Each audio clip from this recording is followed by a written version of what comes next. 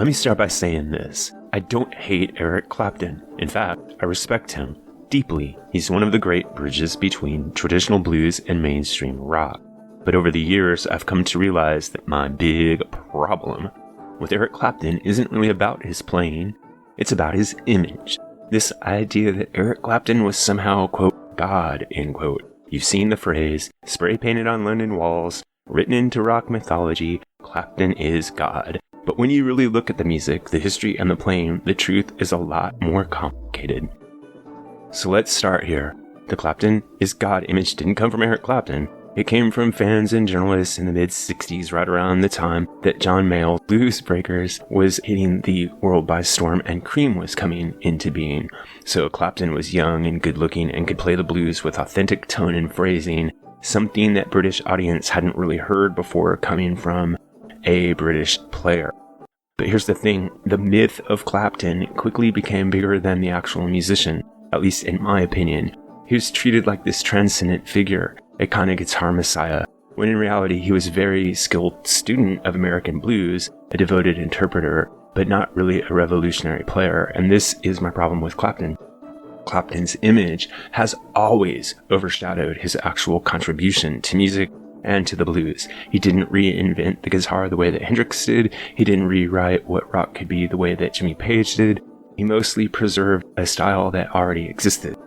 But to give credit where it's due, Clapton was one of the most respectful students of the blues that came out of Britain.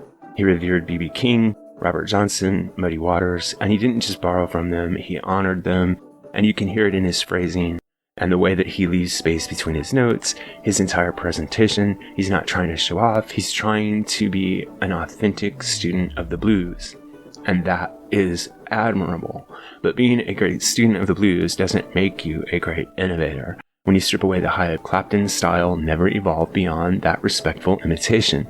He brought the blues to the masses, but he didn't change the blues. He gave it a mainstream polish, not a new identity, and that's where the God image starts to fall apart, at least for me.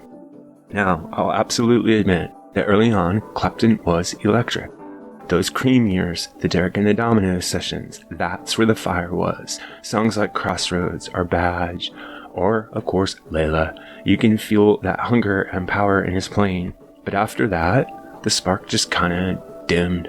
And by the time we get to songs like Tears in Heaven or the unplugged version of Layla, his playing had become safe and even predictable. And as Eddie Van Halen once observed, his problem was that he was trying to do B.B. King, and there's already a B.B. King. Yeah, he's trying to do B.B. King, B.B. King's got him beat because he's not B.B. King. So unlike Hendrix or even Jimmy Page, Clapton never found a way out of the blues box that he started in. Page took the blues and turned it into progressive, thunderous, heavy metal, gateway to hard rock and psychedelia. But Hendrix took it to the outer limits, psychedelic and spiritually transcendent type of hard rock music. Clapton just stayed in that well-worn 12-bar lane. And again, there's nothing wrong with that. I'm a huge blues fan. But let's call it what it is. It's craft, not brilliance. So he plays the blues beautifully, but he never really expanded it. He made it mainstream, but this cost the blues the kind of danger and edge and sense of risk that people like Howlin' Wolf gave to it. So that's my big problem with Eric Clapton. It's not that he's bad. He's not. He's a fine singer, he's a tasteful guitarist, and he's a bridge between worlds. The Clapton is God myth has always been mainly smoke and mirrors. Clapton just played pretty well for a really, really long time, and for some reason, that gained him a kind of sainthood. So maybe it's time to let go of that myth and just appreciate the blues guitarist that Clapton really is. Instead, a man who loved the blues, carried it to the world stage, but never really changed it. And that's okay, it's just not divine. What do you think? Do you think Clapton deserves the God title? Or is it time to give that halo back to the players who truly redefine what guitar can be? Let me know in the comments.